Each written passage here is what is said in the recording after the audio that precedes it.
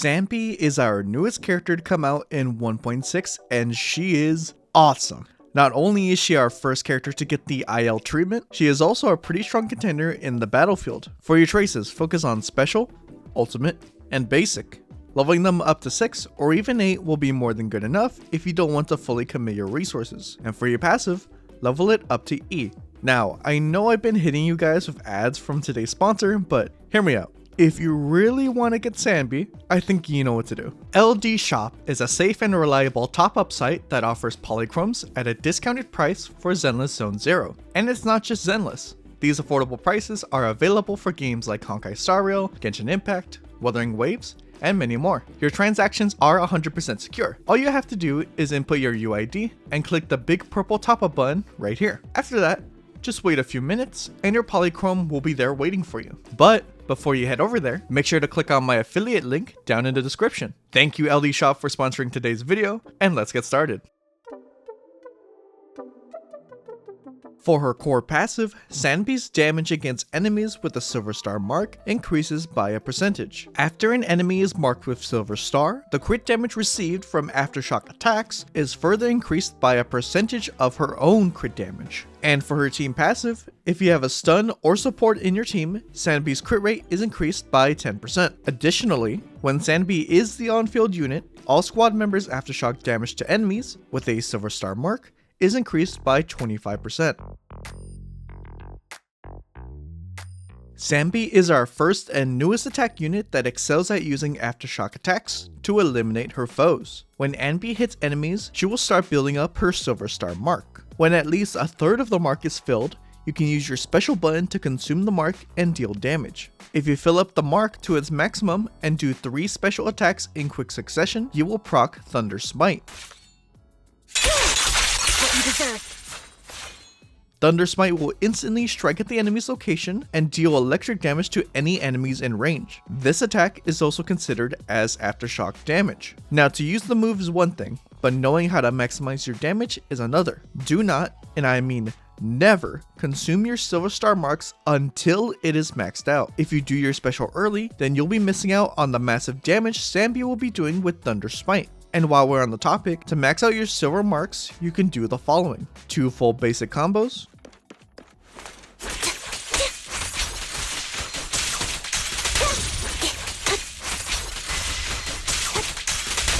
2 dodge counters,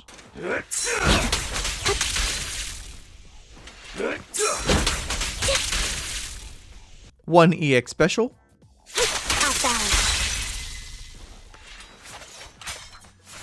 and 1 ultimate. He won't back down.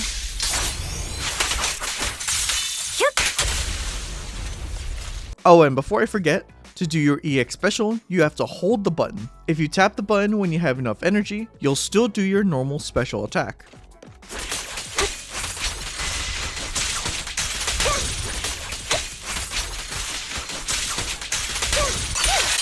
Now you pay. What you deserve. Nice. Resolve. What you deserve.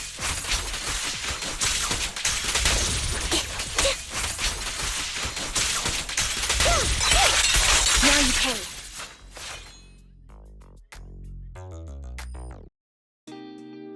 For W engines, Sanby's signature, Severed Innocence, is definitely her best in slot. For stat bonuses from just this W engine itself, at max level the wearer gains 108% crit damage and 20% electric damage. Evelyn's signature is second best with the 50% crit damage for the wearer. Riot's Suppressor is third, followed closely by Herbcase. And the final 3 in order are going to be Mercado Desire, the Brimstone, and Starlight Engine. I chose these W engines in this specific order because of crit damage. While it's true that more crit damage would mean diminishing returns for Anby, we also have to think about her passive. The crit damage of aftershock attacks from anyone in the team is further increased by a percentage of Sanby's own crit damage. So crit damage subs and W engines are much more valuable to this character over any other DPS as of her release.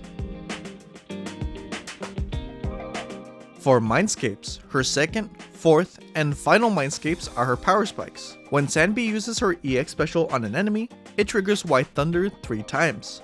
Sanby's M2 increases her crit rate by 12%, and when she uses her ultimate, she gains 6 stacks of Thunder's Cry. When Sanby uses her special on an enemy with White Thunder, Thunder's Cry will be consumed instead. Her M4 allows Sanby to ignore 12% of her enemy's electric res when they're marked. And finally, her M6 generates an electromagnetic vortex after Sanby triggers 6 instances of White Thunder. Now for the real question, Mindscape or signature? It's obviously up to you, but you will get more benefits from pulling her own signature. If you want her Mindscapes instead, you're not really going to see anything different until her M2, so for the sake of value, I recommend her W engine.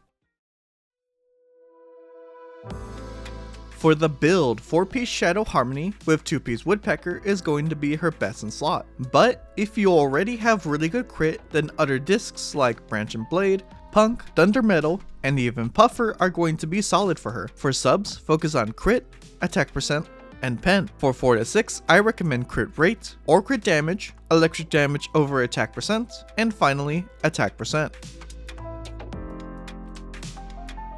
For the newest character in the game, her teams are super simple. Her best team is going to be Astra, Sanby, and Chingyi. If you don't have Chingyi, then Pokora is a great choice. She's super fun to play with, and on top of that, takes advantage of Sanby's Aftershock buff. And of course, if you don't have Astra, then Sanby with Chingyi and Nicole is just fine. And that's about it. Sanby is just the tip of the iceberg with the new Aftershock mechanic, and it's so hype. This new mechanic feels really similar to follow-up attacks in Star Rail, and I love it. I can't wait for more characters to take advantage of this new mechanic. Hope you guys enjoyed the video. Make sure to click my affiliate link in the description or in the pinned comment, and I'll see you guys next time. Peace.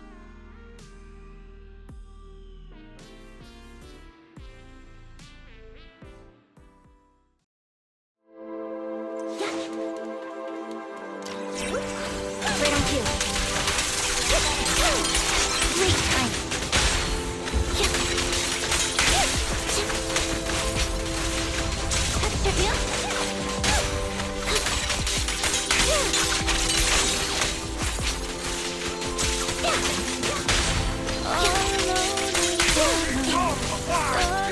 Easy work. Hold again.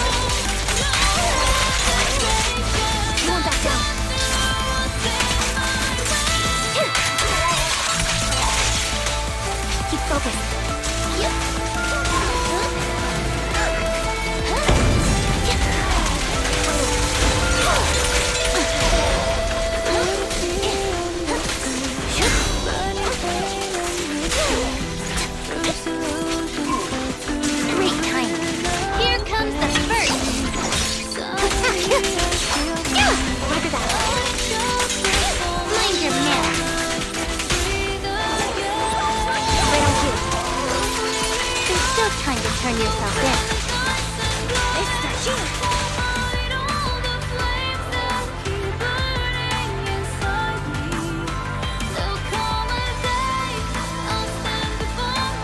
Now you pay.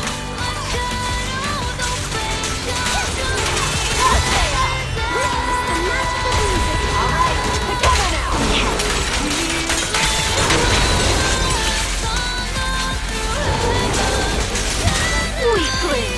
You're nothing but prey! Right on cue.